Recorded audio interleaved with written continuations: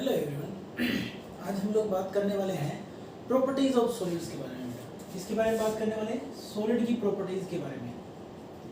Properties of solids कि solid की properties कौन कौन सी होती हैं। देखो, दो टाइप की प्रॉपर्टी हमें पढ़नी है इस चैप्टर में सॉलिड्स की। ठीक है, पहले टाइप की प्रॉपर्टी क्या है बेटा? वो है इलेक्ट्रिकल प्रॉपर्टी। जो फर्स्ट प्रॉपर्टी है उसके बारे में हमें पढ़ना है बेटा, वो क्या है? Electrical property. अब इलेक्ट्रिकल प्रॉपर्टी से सीधा सीधा आप समझते हो कि हाँ, कितनी इलेक्ट्रिसिटी वो कंडक्ट करता है। अगर कंडक्ट करता है तो उसको क्या बोलते हैं? कंडक्टर बोलते हैं। अगर कोई भी सब्सटेंस इलेक्ट्रिसिटी कंडक्ट कर सकता है तो उसको हम क्या बोलते हैं? कंडक्टर बोलते हैं। अगर कोई सब्सटेंस इलेक्ट्रिसिटी कंडक्ट नहीं करता है तो उसको हम क्या बोलते हैं बेटा? इंसुलेटर बोलते हैं। और अगर कोई सब्सटेंस इन दोनों के बीच में रहता है, यानी ना ही तो वो कंडक्टर हो ना ही वो इंसुलेटर हो, तो उनको हम क्या बोलते हैं बेटा? सेमीकंडक्टर बोलते हैं। और इलेक्ट्रिसिटी जो कंडक्टेंस है या जो कंडक्टर्स हैं वो भी दो टाइप के होंगे बेटा। एक तो मेटलिक कंडक्टर होंगे, इलेक्ट्रोलाइटिक कंडक्टर होंगे। ठीक है ना? तो मेटलिक कंडक्टर होगा और दूसरा इलेक्ट्रोलाइटिक कंडक्टर होगा बेटा। ठीक है, तो सबसे पहले इलेक्ट्रिकल प्रॉपर्टी पढ़ते हैं। इलेक्ट्रिकल प्रॉपर्टी में क्या होगा? दो टाइप की कंडक्टेंस हो सकती है बेटा। एक तो मेटलिक हो सकती है और दूसरी क्या हो सकती है? एक तो मेटलिक और एक इलेक्ट्रोलाइटिक। दो टाइप की इलेक्ट्रिकल कंडक्टेंस हो सकती है बेटा, यानी कंडक्टेंस दो टाइप की हो सकती है। एक तो मेटलिक और एक इलेक्ट्रोलाइटिक हो सकती है बेटा कंडक्टेंस। ठीक है, तीन टाइप की प्रॉपर्टी हमें क्या पढ़नी है इलेक्ट्रिकल प्रॉपर्टी में? एक तो कंडक्टर, दूसरा इंसुलेटर और तीसरा सेमीकंडक्टर्स। ठीक है, कंडक्टर्स के बारे में बता चुका हूं कि कंडक्टर्स वो सब्सटेंस होते हैं बेटा, या वो सॉलिड सब्सटेंस है जो इलेक्ट्रिसिटी को कंडक्ट करते हैं। गुड कंडक्टर्स होते हैं इलेक्ट्रिसिटी के। जैसे मेटल्स है, मेटल्स गुड कंडक्टर इलेक्ट्रिसिटी के होते हैं, हीट और इलेक्ट्रिसिटी के। ठीक है ना? 10th क्लास से पढ़ते आ रहे हो, 9th 10th से। इंसुलेटर्स जो हीट और इलेक्ट्रिसिटी को पास नहीं होने देते, कंडक्ट नहीं करते, तो उनको हम क्या बोलते हैं बेटा? इंसुलेटर बोलते हैं। नई टर्म क्या आती है? सेमीकंडक्टर्स क्या होते हैं बेटा? जो ना ही तो कंडक्टर्स हो ना ही इंसुलेटर हो, वो क्या कहलाएंगे? सेमीकंडक्टर। यानी इनकी कनेक्टिविटी इंसुलेटर से थोड़ी ज्यादा होती है लेकिन कंडक्टर से कम होती है बेटा। ठीक है, तो इलेक्ट्रिकल कंडक्टिविटी की जो रेंज होती है ना बेटा, 10⁻⁻20 से लेके 10⁻7 ओम इनवर्स मीटर इनवर्स तक होती है बेटा। इस रेंज के बीच में ये इलेक्ट्रिकल प्रॉपर्टीज पाई जाती है बेटा।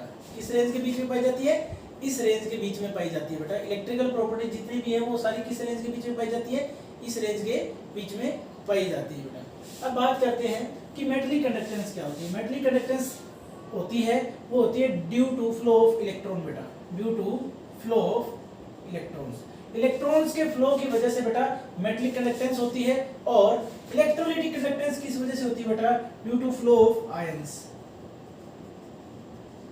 Due to flow of ions, क्योंकि जो सॉलिड्स होते हैं, जो होते हैं वैसे जो मेटल्स होते हैं वो दोनों स्टेट में कंडक्टेंस शो करते हैं, इलेक्ट्रिसिटी कंडक्ट करते हैं। वो सॉलिड स्टेट में भी करते हैं और मोल्टन स्टेट में भी।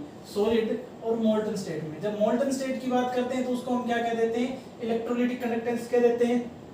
सॉलिड स्टेट की बात करते हैं तो उसको मेटलिक कंडक्टेंस कह देते हैं बेटा। ठीक है, क्या ये क्लियर है भाई? अब हम बात करने वाले बेटा कंडक्टर्स के बारे में। कंडक्टर्स क्या होते हैं बेटा? जो अपने अंदर से इलेक्ट्रिसिटी को पास करते हैं। ठीक है, जिनके अंदर से इलेक्ट्रिसिटी पास हो सकती है उसको हम कंडक्टर्स बोलते हैं। वो सारे सब्सटेंस क्या कहलाते हैं बेटा? कंडक्टर्स कहलाते हैं, यानी इलेक्ट्रिसिटी को पास करवाते हैं वो सारे कंडक्टर्स हैं। ठीक है, अब इसकी रेंज क्या होती है बेटा? इसकी रेंज क्या होती है? इसकी रेंज क्या होती है? 10⁻⁴ से लेके 10⁻⁷ ओम इनवर्स मीटर इनवर्स तक इसकी रेंज होती है बेटा। कंडक्टर्स किस रेंज में इलेक्ट्रिसिटी कंडक्ट करते हैं? 10⁻⁴ to 10⁻⁷ ohm inverse metre inverse की रेंज में होते हैं बेटा। उसके बाद दूसरी चीज जिसके बारे में बात करते हैं बेटा, वो क्या होते हैं? इंसुलेटर्स होते हैं। इंसुलेटर्स कौन से होते हैं बेटा? इंसुलेटर जो इलेक्ट्रिसिटी को पास नहीं होने देते, डू नॉट पास इलेक्ट्रिसिटी। ठीक है, जिनके अंदर से इलेक्ट्रिसिटी पास नहीं की जा सकती उनको हम क्या बोलते हैं बेटा? इंसुलेटर्स बोलते हैं। इंसुलेटर की रेंज क्या होती है बेटा? 10⁻⁻20 से लेके 10⁻⁻10 ओम इनवर्स मीटर इनवर्स तक होती है बेटा। ठीक है, ये इंसुलेटर की रेंज होती है बेटा। उसके बाद थर्ड वन हमारे पास आता है बेटा सेमीकंडक्टर। सेमीकंडक्टर्स कौन से होते हैं? जो ना ही तो इंसुलेटर होते हैं ना ही कंडक्टर होते हैं। इनकी रेंज क्या होती है बेटा 10⁻⁻⁶ से लेके 10⁻⁴ तक होती है बेटा। ये होते हैं सेमीकंडक्टर्स। सेमीकंडक्टर की रेंज कितनी होती है बेटा 10⁻⁻⁶ to 10⁻⁴ ohm inverse metre inverse तक होती है बेटा। ठीक है, ये इनकी कंडक्टिविटी की रेंज होती है बेटा कि इतनी इस रेंज में ये कंडक्शन कर सकते हैं इलेक्ट्रिसिटी का। तो ध्यान से देखो, सेमीकंडक्टर कौन से होते हैं जिनकी कंडक्शन या जिनकी कंडक्टिविटी इंसुलेटर से तो ज्यादा होती है लेकिन कंडक्टर से कम होती है बेटा। ठीक है, तो तीन चीजें हमें पढ़नी है, कंडक्टर्स, इंसुलेटर्स और सेमीकंडक्टर्स बेटा। अब इनका मैकेनिज्म क्या होता है, कैसे होता है, जैसे मेटलिक कंडक्टेंस की बात करते हैं, अगर टेम्परेचर का इफेक्ट देखा जाए तो अगर टेम्परेचर को इंक्रीज करते हैं तो मेटलिक कंडक्टेंस डिक्रीज होती है बेटा। मेटलिक कंडक्टेंस क्या होती है, डिक्रीज करती है, यानी मेटल्स इलेक्ट्रिसिटी कंडक्ट करना कम कर देते हैं जब हम टेम्परेचर को बढ़ाते हैं बेटा। ठीक है ना, बहुत ही नॉर्मल चीज। जबकि सेमीकंडक्टर्स टेम्परेचर बढ़ाने के साथ इलेक्ट्रिसिटी इनके अंदर क्या हो जाती है बेटा, इंक्रीज हो जाती है। ठीक है, कंडक्शन इंक्रीज हो जाता है, सेमीकंडक्टर्स में इंक्रीज हो जाता है बेटा। ठीक है, इंसुलेटर में थोड़ा सा इंक्रीज होता है, ज्यादा नहीं होता है। ठीक है, तो ये था टेम्परेचर का इफेक्ट। टेम्परेचर का इफेक्ट क्या था कि मेटलिक कंडक्टेंस तो डिक्रीज होती है टेम्परेचर इंक्रीज करने के साथ, और सेमीकंडक्टर्स में टेम्परेचर इंक्रीज करने के साथ कंडक्टेंस इंक्रीज हो जाती है, और इंसुलेटर्स में बहुत ही लो इंक्रीमेंट होता है कंडक्टेंस में बेटा टेम्परेचर के साथ। अब हम बात करते हैं बेटा कि मैकेनिज्म क्या है इलेक्ट्रिकल कंडक्टेंस का, सॉलिड्स में मैकेनिज्म क्या है, कैसे इलेक्ट्रिसिटी कंडक्ट होती है। तो उसको समझने के लिए हमें पढ़ना पड़ेगा बेटा बैंड थ्योरी को। किसको पढ़ना है, बैंड थ्योरी को। और बैंड थ्योरी को समझने के लिए सबसे पहले तो कुछ बेसिक बातें हम देख लेते हैं बेटा, जो हमने 11th क्लास में पढ़ी थी केमिकल बॉन्डिंग में। हमें पता है कि जितने एटॉमिक ऑर्बिटल कंबाइन होते हैं उतने ही मॉलिक्यूलर ऑर्बिटल फॉर्मेशन होती है जब हम हाइब्रिडेशन की बात कर रहे थे। ठीक है ना, तो इसका मतलब अगर मैं लिथियम का एग्जांपल लेके चलूं तो 1s वाले तो पार्टिसिपेट करते नहीं है बॉन्डिंग में क्योंकि इनरमोस्ट होते हैं, तो 2s वाले पार्टिसिपेट करेंगे तो वो दो एनर्जी लेवल क्रिएट करेंगे। लोअर एनर्जी लेवल को हम क्या बोलेंगे, बॉन्डिंग मॉलिक्यूलर ऑर्बिटल बोलेंगे बेटा, और हायर एनर्जी वाले को क्या बोलेंगे, एंटी बॉन्डिंग मॉलिक्यूलर ऑर्बिटल बोलेंगे। ठीक है, लोअर एनर्जी वाले बॉन्डिंग मॉलिक्यूलर ऑर्बिटल होते हैं और हायर एनर्जी वाले एंटी बॉन्डिंग मॉलिक्यूलर ऑर्बिटल होते हैं बेटा। ठीक है, इन्हीं से हमारे पास क्या आता है, कॉन्सेप्ट आता है बैंड्स का। सबसे पहली चीज तो बेटा वैलेंस बैंड की बात करते हैं। वैलेंस बैंड का मतलब क्या है कि जो आउटर मोस्ट एनर्जी लेवल होता है जिसमें इलेक्ट्रॉन्स फील्ड होते हैं, क्या है, outermost energy level in which electrons are filled. ठीक है, ये तो क्या होता है, वैलेंस बैंड होता है बेटा। उसको क्या बोला जाता है, वैलेंस बैंड, यानी सबसे लास्ट एनर्जी लेवल जिसमें इलेक्ट्रॉन भरे गए हैं, वो आउटर मोस्ट एनर्जी लेवल जिसमें इलेक्ट्रॉन भरे जा चुके हैं, वो क्या है, हमारा वैलेंस बैंड कहलाता है बेटा। उसके बाद आता है बेटा कंडक्शन बैंड। क्या आता है, कंडक्शन बैंड आता है बेटा। कंडक्शन बैंड, ये कंडक्शन बैंड क्या होता है, ये लो लाइन एनर्जी लेवल होता है, energy level which is empty, यानी कि ये वैलेंस बैंड से थोड़ा लो लाई करता है और जो कि खाली होता है ताकि इलेक्ट्रॉन को अकोमोडेट कर सके। ठीक है, इस टाइप के बैंड को क्या बोलते हैं बेटा, कंडक्शन बैंड बोलते हैं। अब इसके बेस पे हम क्या कह सकते हैं कि मेटल्स कौन से हैं, इंसुलेटर कौन से हैं और सेमीकंडक्टर कैसे होते हैं, उनके बारे में मैं बात कर रहा हूं बेटा। अब मान लो ये मेरा वैलेंस बैंड है, ठीक है, और ये मेरा कंडक्शन बैंड है। अगर दोनों के बीच में गैप ना के बराबर है, वैलेंस बैंड और कंडक्शन बैंड के बीच में अगर गैप ना के बराबर है, तब तो बेटा हम उनको बोलते हैं क्या, कंडक्टर्स।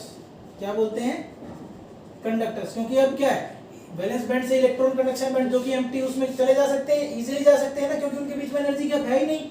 तो यहाँ से इलेक्ट्रॉन थोड़ा सा भी अब अगर टेम्परेचर बढ़ाएंगे तो इलेक्ट्रॉन यहाँ से एक्साइट होकर यहाँ चले जाएंगे। ठीक है, इसका मतलब ये क्या कहलाते हैं, कंडक्टर्स कहलाते हैं बेटा।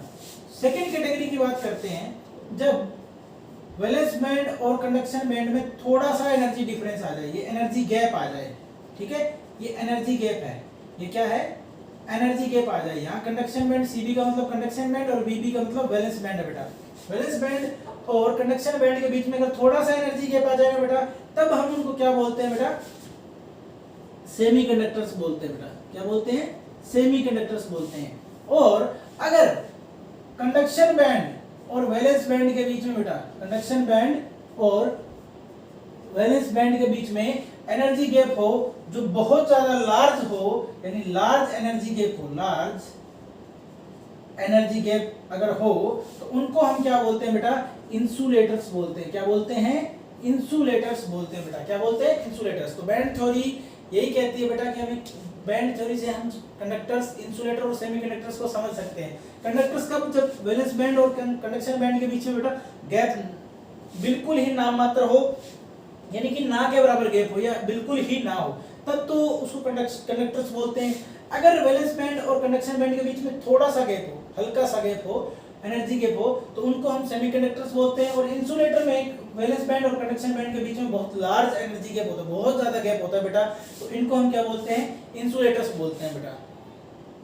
अब हम बात करते हैं बेटा इलेक्ट्रिकल कंडक्टेंस इन सेमीकंडक्टर। सेमीकंडक्टर्स हमारे लिए बहुत इंपॉर्टेंट है बेटा, ठीक है। डेली लाइफ में बहुत ज़्यादा यूज होते हैं, सारे फोन्स सेमीकंडक्टर से ही बने होते हैं जिनमें इलेक्ट्रिसिटी वाली बात आती है। सेमीकंडक्टर्स इलेक्ट्रिसिटी के अच्छे कंडक्टर्स नहीं माने जाते हैं, पुअर कंडक्टर्स कह सकते हैं इनको, ठीक है, लेकिन इनकी इलेक्ट्रिकल कंडक्टिविटी को बढ़ाया जा सकता है, ठीक है।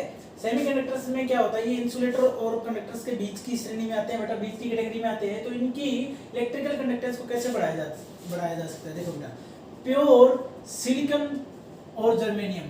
प्योर सिलिकॉन और जर्मेनियम जो होते हैं ना बेटा, इनमें क्या होता है, इनका जो लेटेस्ट नेटवर्क होता है ना वो सॉलिड नेटवर्क होता है और कोवैलेंटली बॉन्डेड होता है, क्योंकि सिलिकॉन और जर्मेनियम क्या है, 14th ग्रुप का एलिमेंट है बेटा, 14th ग्रुप का एलिमेंट है। इसका मतलब वैलेंस शेल में कितने इलेक्ट्रॉन है इनके, वैलेंस शेल में इलेक्ट्रॉन कितने, 4 है बेटा, है ना, वैलेंस शेल 4 इलेक्ट्रॉन ना, 14th ग्रुप लास्ट वाला याद रखो, 14th के 4, 15th के 5 होते हैं, तो 14th ग्रुप है, 4 इलेक्ट्रॉन होते हैं बेटा। इसका मतलब क्या है, एक सिलिकॉन एटम 4 कोवैलेंट बॉन्ड बनाता है बाकी के दूसरे सिलिकॉन एटम्स के साथ बेटा, ठीक है।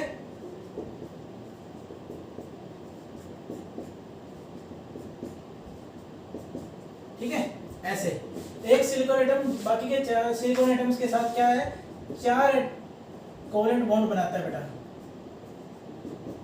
ठीक है। तो ये एक कोवैलेंट नेटवर्क हो गया। जैसे डायमंड में होता है 4 कोवैलेंट बॉन्ड बनते हैं, इसलिए बहुत हार्ड होता है, बिल्कुल इंसुलेटर होता है इलेक्ट्रिसिटी का, लेकिन प्योर फॉर्म में ये इंसुलेटर की तरह ही काम करते हैं। प्योर फॉर्म में सिलिकॉन और जर्मेनियम की कोई इलेक्ट्रिकल कंडक्टेंस नहीं होती बेटा, या तो बहुत ज्यादा पुअर लिखोगे, वेरी पुअर कंडक्टर लिखोगे, या बिल्कुल इंसुलेटर ही लिखोगे, ठीक है ना, दोनों बातें। कुछ बुक्स में वेरी पुअर लिखा होता है, कुछ बुक्स में इंसुलेटर लिखा होता है, ठीक है। प्योर फॉर्म में सिलिकॉन और जर्मेनियम इंसुलेटर की तरह काम करते हैं बेटा, ठीक है।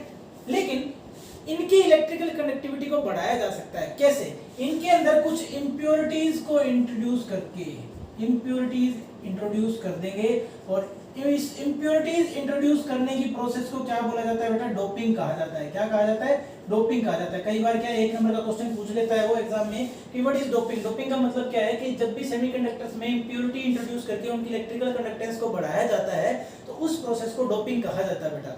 यानी सेमीकंडक्टर में कोई इंप्योरिटी इंट्रोड्यूस करके उसकी इलेक्ट्रिकल कंडक्टेंस को बढ़ाने के प्रोसेस को क्या बोला जाता है बेटा, डोपिंग बोला जाता है। कैसे, 2 टाइप की जो प्रोसेस होती है वो 2 टाइप से होते हैं, 2 टाइप के सेमीकंडक्टर होते हैं, ऐसा हम कह सकते हैं। यानी उनकी इलेक्ट्रिकल कंडक्टेंस को बढ़ाने के 2 तरीके हैं, उन्हीं 2 तरीकों के बेस पे हम कह सकते हैं कि वो क्या है, 2 टाइप के सेमीकंडक्टर हैं। एक तो बेटा आपने पढ़ा होगा एन टाइप सेमीकंडक्टर होता है, एक पी टाइप सेमीकंडक्टर होता है, ठीक है ना।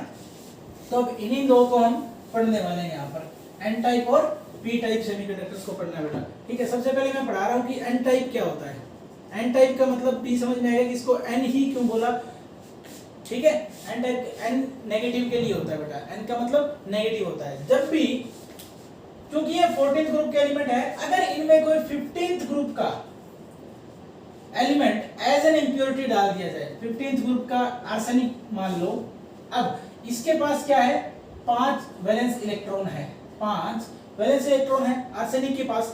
अब ये क्या करेगा, इस स्ट्रक्चर में से एक सिलिकॉन को रिप्लेस करेगा, हमने डोप किया ना, इंप्योरिटी डाल दी इसमें से, तो इसके 4 इलेक्ट्रॉन ने तो 4 कोवैलेंट बॉन्ड बना लिए, 5वां इलेक्ट्रॉन यहां पर बच गया। तो इलेक्ट्रॉन हमें पता है नेगेटिवली चार्ज होता है, सिंपल सी बात है। और यही इलेक्ट्रॉन क्या होता है, ये इलेक्ट्रॉन इस कोवैलेंट नेटवर्क, सॉलिड नेटवर्क में जो खाली जगह बची हुई है, जो इंटरस्टिशियल साइट्स है, ये इनके अंदर घूमता रहेगा, और इसी की वजह से इसकी क्या होती है, इलेक्ट्रिकल कंडक्टेंस होती है। अब चूंकि ये इलेक्ट्रिकल कंडक्टेंस किसकी वजह से आ रही है, एक नेगेटिव चार्ज की वजह से आ रही है, जो किसकी वजह से, इलेक्ट्रॉन की वजह से, इसीलिए इसको क्या बोला जाता है बेटा, एन टाइप सेमीकंडक्टर बोला जाता है। क्या बोला जाता है, एन टाइप सेमीकंडक्टर बोला जाता है बेटा। क्या बोला जाता है? एन टाइप सेमीकंडक्टर बोला जाता है। अब दूसरा केस देख लेते हैं बेटा, पी टाइप सेमीकंडक्टर का। किसका होता है? P type semiconductor. P type semiconductor का केस देख लेते हैं बेटा। एन का देख लिया, पी टाइप सेमीकंडक्टर का देख लेते हैं। अगर मान लो कि हमें डोपिंग करनी है, डोपिंग का मतलब सिंपल सी बात है, इनकी इलेक्ट्रिकल कंडक्टेंस को कैसे बढ़ाया जा सकता है? डोपिंग के जरिए बढ़ाया जा सकता है। फिर से यहाँ सिलिकॉन ही लिख देता हूँ, ठीक है। अब दूसरा केस क्या है? पी टाइप सेमीकंडक्टर में क्या करना है बेटा? ये तो एन टाइप की बात थी। पी टाइप में हमें क्या करना होता है? पी टाइप सेमीकंडक्टर की अगर बात कर रहेंगे तो हम ग्रुप नंबर 13 वाले एलिमेंट्स को ऐड करेंगे इसमें। ग्रुप नंबर 13 में से कोई भी एक एलिमेंट होगा उसको ऐड करेंगे। किसी भी ग्रुप नंबर के किसी भी एलिमेंट को ऐड कर लेंगे 13 वाले को, तो इनके पास क्या होता है बेटा? इनके पास 3 वैलेंस इलेक्ट्रॉन होते हैं। 3 वैलेंस इलेक्ट्रॉन होते हैं, ठीक है ना। ग्रुप नंबर 13 वालों के पास क्या होते हैं? 3 वैलेंस इलेक्ट्रॉन होते हैं बेटा, ठीक है। ठीक है भाई, मान लो मैंने एल्यूमिनियम ऐड किया, मैं एल्यूमिनियम को ऐड कर दूंगा, ग्रुप नंबर 13 में ही है, ठीक है। ग्रुप नंबर 13 में ये मान लो मैं एल्यूमिनियम को ऐड कर रहा हूं, मैंने यहाँ एल्यूमिनियम को ऐड किया, तो एल्यूमिनियम के पास 3 वैलेंस इलेक्ट्रॉन है। 3 बॉन्ड तो वो बना लेगा, लेकिन चौथा बॉन्ड नहीं बना पाएगा। उसकी जगह क्या रह जाएगा? पॉजिटिव चार्ज रह जाएगा। इसका मतलब ये चौथा बॉन्ड बनेगा नहीं, उसकी जगह एक पॉजिटिव होल बनेगा, होल क्रिएट हो जाएगा। उसको इलेक्ट्रॉन होल भी बोल देते हैं बेटा। इलेक्ट्रॉन होल या फिर इलेक्ट्रॉन वैकेंसी भी बोल देते हैं। इलेक्ट्रॉन होल या फिर इलेक्ट्रॉन वैकेंसी भी बोल दिया जाता है किस चीज को? जो 4th इलेक्ट्रॉन की पोजीशन बचती है इस कोवेलेंट नेटवर्क में सिलिकॉन के, ठीक है ना। तो अब अगर होल यहाँ बना है तो जो नेबरिंग सिलिकॉन एटम होगा जिसके पास 4 इलेक्ट्रॉन है, वो वहां से अपने इलेक्ट्रॉन दे देगा इसको, वो अपने इलेक्ट्रॉन तो दे देगा, लेकिन होगा क्या? वो यहाँ तो बॉन्ड बना देगा, लेकिन इसकी जगह क्या बन जाएगा? एक पॉजिटिव होल बन जाएगा। तो इलेक्ट्रॉन इस साइड ट्रेवल कर रहे हैं, इलेक्ट्रॉन तो यहाँ ट्रेवल कर रहे हैं, और होल इस साइड ट्रेवल कर रहा है। होल क्या है? इस साइड ट्रेवल कर रहा है। और मैंने पहले ही बताया था कि इलेक्ट्रिकल कंडक्टेंस तब होती है जब इलेक्ट्रॉन और होल दोनों अपोजिट डायरेक्शन में ट्रेवल करते हैं। और इस टाइप की, अब चूंकि ये इलेक्ट्रिकल कंडक्टेंस किसकी वजह से आ रही है? पॉजिटिव चार्ज की, पॉजिटिव चार्ज जो इलेक्ट्रॉन होल है उसकी वजह से आ रही है, इसीलिए इनको क्या बोला जाता है बेटा? पी टाइप सेमीकंडक्टर बोला जाता है बेटा, ठीक है। अब इनकी एप्लीकेशंस क्या होती हैं? P type N type semiconductor से इनसे क्या बनाए जाते हैं? जंक्शन बनाए जा सकते हैं, एनपीएन जंक्शन बनाए जा सकते हैं, पीएनपी जंक्शन बनाए जा सकते हैं, डायोड बनाए जा सकते हैं, ठीक है। इनका कॉम्बिनेशन करके क्या बनाया जा सकता है? डायोड बनाए जा सकते हैं। डायोड में क्या होता है? एक लेयर एक सेमीकंडक्टर की, दूसरी लेयर दूसरी सेमीकंडक्टर की। और जो जंक्शंस होते हैं इनमें क्या होते हैं? एक दो सेम लेयर के बीच में एक अलग लेयर घुसा दी जाती है, यानी एक सैंडविच बना दिया जाता है। ऊपर एन लेयर, फिर पी लेयर और फिर एन सेमीकंडक्टर की लेयर है। और इस टाइप से इनकी क्या है? इलेक्ट्रिकल कंडक्टिविटी को, सेमीकंडक्टर्स को हम बढ़ा सकते हैं बेटा। अब जो बेटा हमने एन टाइप और पी टाइप पढ़े ना, एन टाइप को ही इंट्रिंसिक सेमीकंडक्टर बोला जाता है और पी टाइप को एक्सट्रिंसिक सेमीकंडक्टर बोला जाता है बेटा, ठीक है। तो इसमें कंफ्यूज होने की जरूरत नहीं है। एन टाइप को ही इंट्रिंसिक बोला जाता है और पी टाइप को एक्सट्रिंसिक सेमीकंडक्टर बोला जाता है बेटा। अब हम लोग पढ़ने वाले हैं बेटा मैग्नेटिक प्रॉपर्टीज को। किसको पढ़ने वाले हैं बेटा? मैग्नेटिक प्रॉपर्टीज को। मैग्नेटिक प्रॉपर्टीज सॉलिड्स की, उनके बारे में बात करने वाले हैं बेटा। मैग्नेटिक प्रॉपर्टीज आती किस वजह से है? सिंपल सी बात है, सबसे पहला रीजन होता है वो होता है orbital motion of electron. Orbital motion of electron की वजह से आती है। और दूसरा होता है बेटा स्पिन मोशन, ठीक है, ऑफ इलेक्ट्रॉन, यानी इलेक्ट्रॉन की स्पिन, वो अपने एक्सिस पे घूमता है। ऑर्बिटल मोशन का मतलब क्या होता है बेटा? कि वो अपने ऑर्बिट के अराउंड घूमता है, क्योंकि देखो हर एक चीज एटम से बनी है, एटम के बाहर वो एक पर्टिकुलर ऑर्बिट में क्या घूमता है? इलेक्ट्रॉन घूमता है। तो इलेक्ट्रॉन रिवॉल्व कर रहा होता है बेटा, इस डायरेक्शन में रिवॉल्व कर रहा है। दूसरा क्या है? इलेक्ट्रॉन खुद के एक्सिस के अराउंड भी तो रिवॉल्व करता है, खुद के एक्सिस के अराउंड भी घूमता है। मान लो ये तो इलेक्ट्रॉन है, तुम अर्थ को एक इलेक्ट्रॉन मान लो। सन क्या है? इसका न्यूक्लियस है एटम का।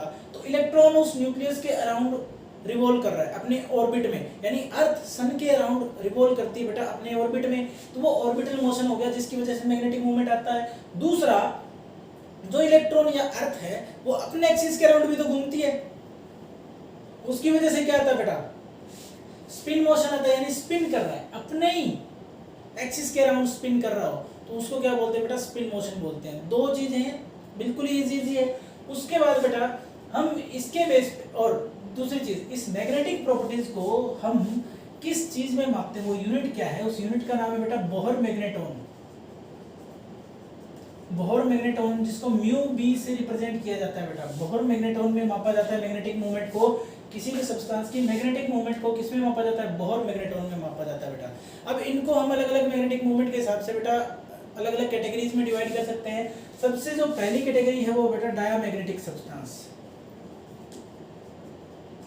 डायामैग्नेटिक सब्सटेंस कौन से होते हैं बेटा? सबसे पहली बात, ये वीकली अट्रैक्टेड होते हैं,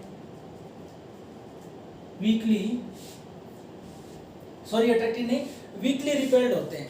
weekly repelled by magnetic field, weekly repelled by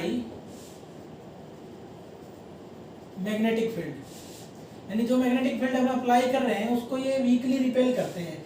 अब ऐसा कैसे होता है? क्योंकि इनके पास जो इलेक्ट्रॉन्स होते हैं वो सारे के सारे क्या होते हैं, पेयर्ड इलेक्ट्रॉन्स होते हैं बेटा। जब इलेक्ट्रॉन पेयर्ड होते हैं तो म्यूचुअली वो क्या करते हैं, जब पेयर्ड इलेक्ट्रॉन होते हैं मतलब एक तो स्पिन इस डायरेक्शन में होती है, एक इस डायरेक्शन में होती है, तो दोनों ही एक दूसरे की मैग्नेटिक मूवमेंट को क्या कर देते हैं, कैंसिल कर देते हैं, और इवेंचुअली उनके पास कोई भी मैग्नेटिक मूवमेंट नहीं बचती है बेटा। इसके एग्जाम्पल क्या होंगे बेटा? NaCl इसका एक बढ़िया एग्जाम्पल है, NaCl इसका बढ़िया एग्जांपल है। ये एक डायमैग्नेटिक सब्सटेंस होता है। NaCl क्या होता है? डायमैग्नेटिक सब्सटेंस होता है या डायमैग्नेटिक मटेरियल है बेटा, ठीक है। उसके बाद नेक्स्ट जो कैटेगरी हमारी वो आती है बेटा पैरामैग्नेटिक सब्सटेंस की। Paramagnetic substance, para magnetic material या सब्सटेंस की बारी आती है। ये इससे थोड़ा उलट है, पैरामैग्नेटिक सब्सटेंस बेटा इससे थोड़ा उलट है, क्योंकि इनके पास क्या होता है, एक या एक से ज्यादा अनपेयर्ड इलेक्ट्रॉन्स होते हैं। अनपेयर्ड इलेक्ट्रॉन्स होते हैं। इन्हीं अनपेयर्ड इलेक्ट्रॉन्स की वजह से इनके पास क्या होती है बेटा, अनपेयर्ड इलेक्ट्रॉन है, इसकी वजह से क्या होगा, इनके पास अपनी मैग्नेटिक मूवमेंट होगी बेटा, अपनी क्या होगी, कुछ नेट मैग्नेटिक मूवमेंट होगी बेटा, ठीक है। ये क्या होते हैं, ये अट्रैक्टेड होते हैं किसकी तरफ, जो मैग्नेटिक फील्ड हम अप्लाई करते हैं उसकी तरफ अट्रैक्ट होते हैं, यानी आर अट्रैक्टेड टुवर्ड्स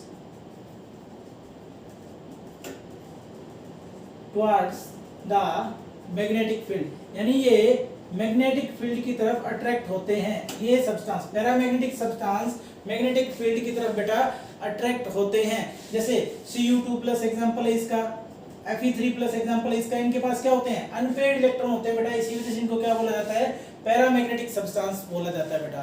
क्या बोला जाता है, पैरामैग्नेटिक सब्सटेंस बोला जाता है बेटा। और थर्ड कैटेगरी होती है बेटा ferromagnetic.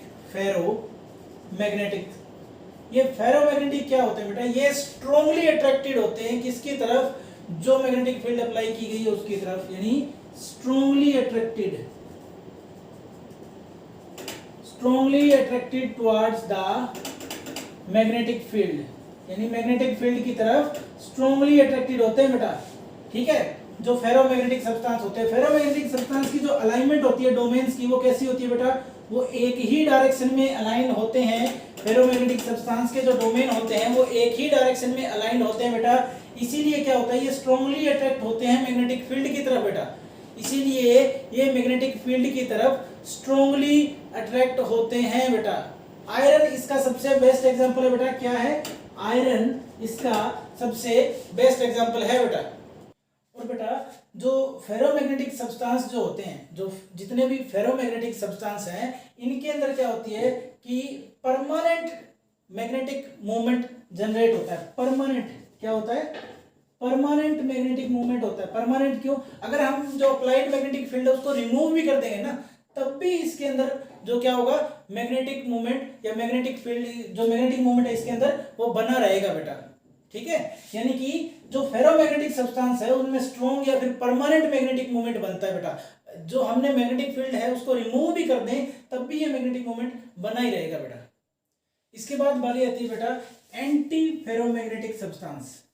Anti ferromagnetic substance, anti ferromagnetic कौन से होते हैं बेटा, जिनके अंदर इनके जो मैग्नेटिक डोमेन होते हैं उनकी अलाइनमेंट एग्जैक्टली अपोजिट डायरेक्शन में होनी चाहिए। जैसे मतलब एक इधर है तो दूसरा इधर होगा, तीसरा इधर है, चौथा इधर होगा, पांचवा इधर है, छठा इधर होगा। ये अलाइनमेंट होनी चाहिए, यानी जो डोमेन होंगे, जो मैग्नेटिक डोमेन होंगे, मैग्नेटिक डोमेन्स होंगे, इनकी डायरेक्शन एग्जैक्टली अपोजिट होगी to each other, opposite to each other, ठीक है, एग्जैक्टली अपोजिट होगी टू ईच अदर। तो इस टाइप के सब्सटेंस क्या होते हैं बेटा, एंटी फेरोमैग्नेटिक सब्सटेंस कहलाते हैं बेटा। क्या कहलाते हैं, एंटी फेरोमैग्नेटिक सब्सटेंस कहलाते हैं बेटा, ठीक है। उसके बाद आता है बेटा फेरीमैग्नेटिक सब्सटेंस। फेरोमैग्नेटिक पढ़ लिया, एंटी फेरोमैग्नेटिक पढ़ लिया, उसके बाद आता है फेरीमैग्नेटिक सब्सटेंस। ये फेरीमैग्नेटिक सब्सटेंस क्या होते हैं बेटा, जिनके अंदर जो मैग्नेटिक डोमेन होते हैं, alignment of magnetic domains are in opposite direction but in unequal manner। देखो ऊपर वाले की तरह अपोजिट डायरेक्शन में तो इसमें भी है, लेकिन इसमें क्या होगा, अनइक्वल मैनर में होगी, ठीक है। देखो कहीं भी कोई इक्वल मैनर में नहीं है, पहले एक ऊपर है तो दो नीचे, फिर एक ऊपर है एक नीचे, फिर दो ऊपर है दो नीचे, यानी जो मैग्नेटिक डोमेन होंगे उनकी अलाइनमेंट क्या होगी, अनइक्वल मैनर में होगी। तो ऐसे सब्सटेंस को क्या बोला जाएगा बेटा, फेरीमैग्नेटिक सब्सटेंस बोला जाएगा। क्या बोला जाएगा, फेरीमैग्नेटिक सब्सटेंस बोला जाएगा बेटा, ठीक है। Fe2O3 इसका बढ़िया एग्जांपल होता है बेटा।